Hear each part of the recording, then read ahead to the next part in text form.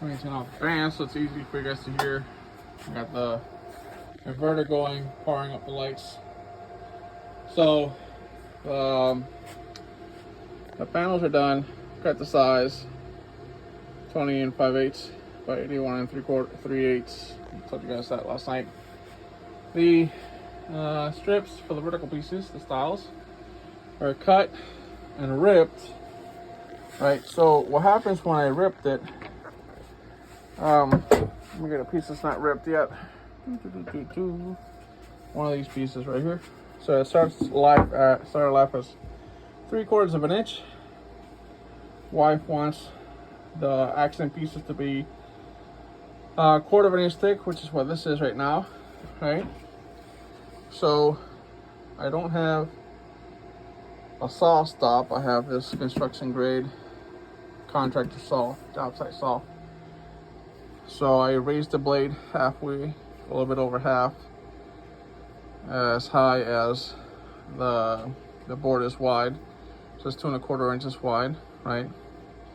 I needed it 1/4 inch thick, so I set the fence to 1/4 inch off the blade. And then I referenced the same edge. So if I passed it this way into the wood, into the saw blade, this will be the reference side. I would flip it over this way with a cut and then finish it off.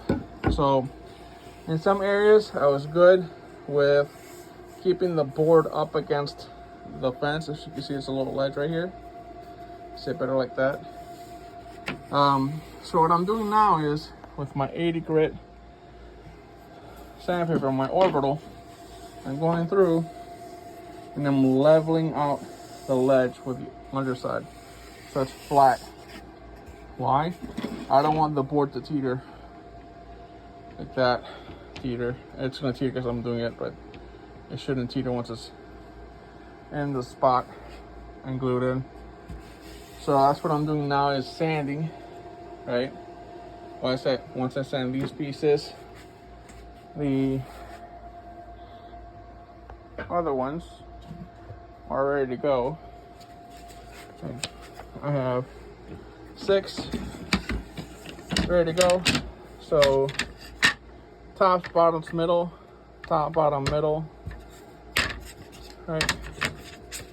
They're ready to go. I bought the premium pine from Lowe's